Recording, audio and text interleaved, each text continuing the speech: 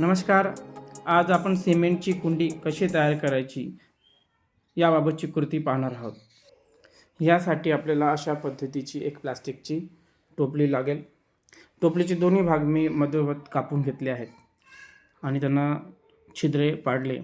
या छिद्रावाटे मी या टोपलीला या लॉकच्या सहाय्याने लॉक करून घेतो आहे, कारण लॉक केल्यामुळे आपली कुंडी ही व्यवस्थितरित्या तयार होईल.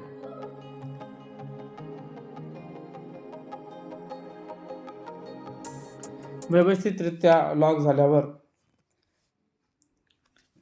आतून बाहेरून दोन्ही बाजूने व्यवस्थित पुसून घ्यायचा. पुसून झाल्यावर ब्राऊन टेप 2 इंची बाहेरच्या बाजूने लावून घ्यायचा आहे. अशा पद्धतीने व्यवस्थित ब्राऊन टेप लावून घेतला. नंतर आतला भाग हा व्यवस्थित साफ करून घेतला आणि एक बादली आपल्याला लागणार आहे. बादलीचा बाहेरचा भाग ही आपण व्यवस्थितरित्या सफाई करून घेत आहोत.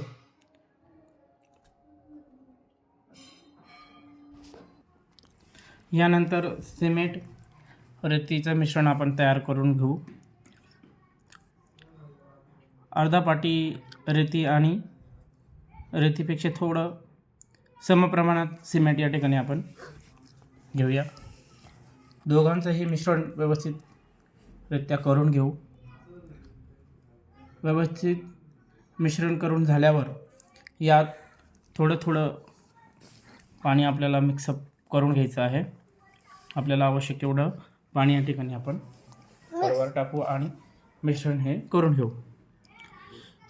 हे मिश्रण करत असताना आपल्याला मिश्रण थोडं पातळच लागणार आहे. त्या पद्धतीने आपल्याला याच्यात पाणी टाकायचं आहे. यानंतर टोपलीच्या आतल्या भागाला आपल्याला ऑइल लावून घ्यायचं आहे. आपण कोकोनट ऑइल किंवा इंजिन ऑइल पण घेऊ शकतो. ऑइल व्यवस्थित बादलीच्या बाहेरून आणि टोपलीच्या आतून दोघे ठिकाणी व्यवस्थित लावून घेऊ, जेणेकरून आपल्याला कुंडी तयार झाल्यावर दोन्ही पार्ट वेगळे करण्यास मदत होईल. तर व्यवस्थितरित्या आपण ऑइल लावून घेऊ.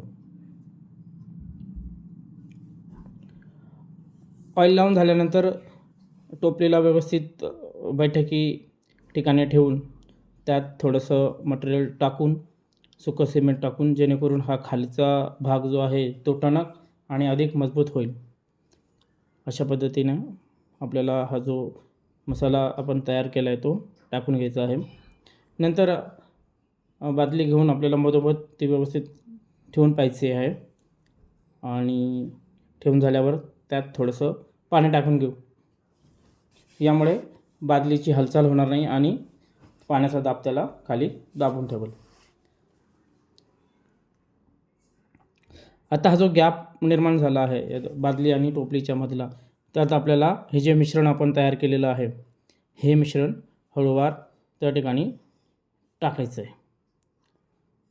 त्याला व्यवस्थित मिश्रण करून घेऊ आणि त्याला आपण हळूवार त्या ठिकाणी टाकायला सुरुवात करू.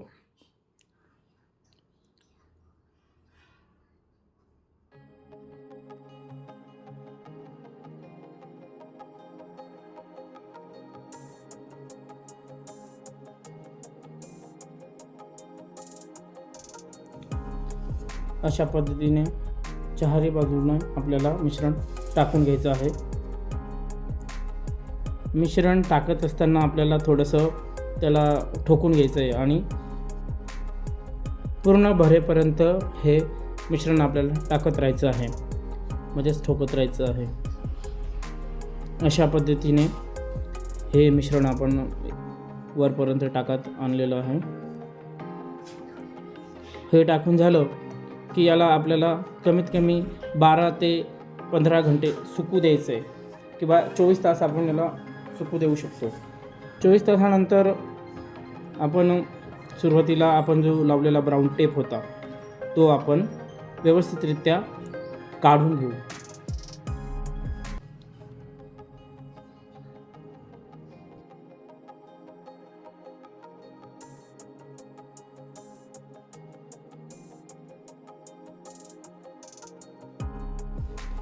टेप काढून झाल्यावर एक टूलच्या सहाय्याने किंवा जे आपल्याला मिळेल त्याच्या सहाय्याने हा जो सिमेंटचा माल थोडासा बाहेर आला आहे तो आपल्याला तासून असा काढून घ्यायचा आहे.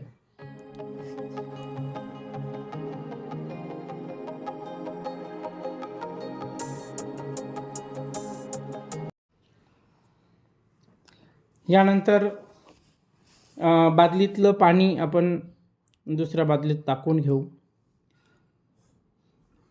आणि हलका हलका प्रेस करून थोडंसं आतल्या भागात दाबून आपण आतली बादली काढायचा प्रयत्न करू.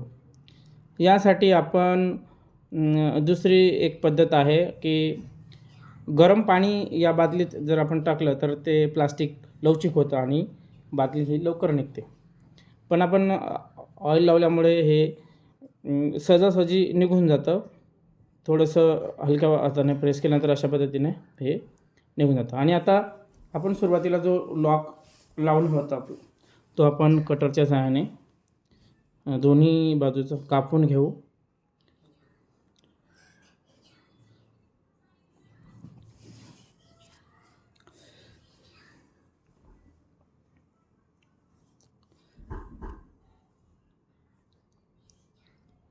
लॉक कापून झाल्यानंतर अलगद आता आपण या टोपलीला उघडू आणि अशा पद्धतीने उलटं करून वर ताणून घेऊया. अशा पद्धतीनं आपली एक छान आणि आकर्षक अशी सिमेंटच्या मदतीने एक कुंडी तयार झाली. अतिशय छान आणि बारीक डॉट असणारी अतिशय छान दिसणारी अशी कुंडी या ठिकाणी आपली तयार झालेली आहे.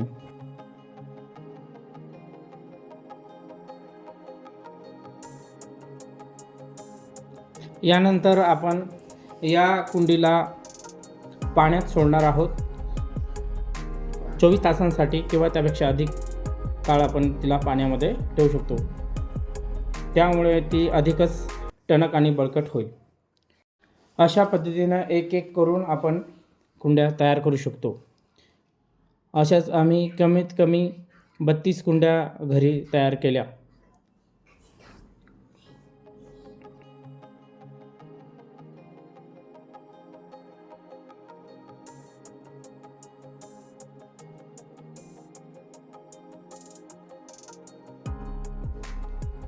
नंतर याला घरीच आपण वॉटर बेस कलर देऊ शकतो. आधी या कुंड्यांना मी प्रायमर हा रंग लावला. त्याच्यानंतर मला हा रंग आवडला म्हणून अशा ठिकाणी अशी शेड घेऊन मी याला घरीच रंग लावून घेतला. रंग लावल्यावर त्या अधिकच सुंदर दिसत होत्या, आकर्षक दिसत होत्या. त्यानंतर वरचा जो हा गोल भाग आहे हा मी एक डार्क ब्राऊन कलरने याला रंगवून घेतलं आणि त्या रंगवल्यानंतर अधिकच सुंदर दिसत होत्या.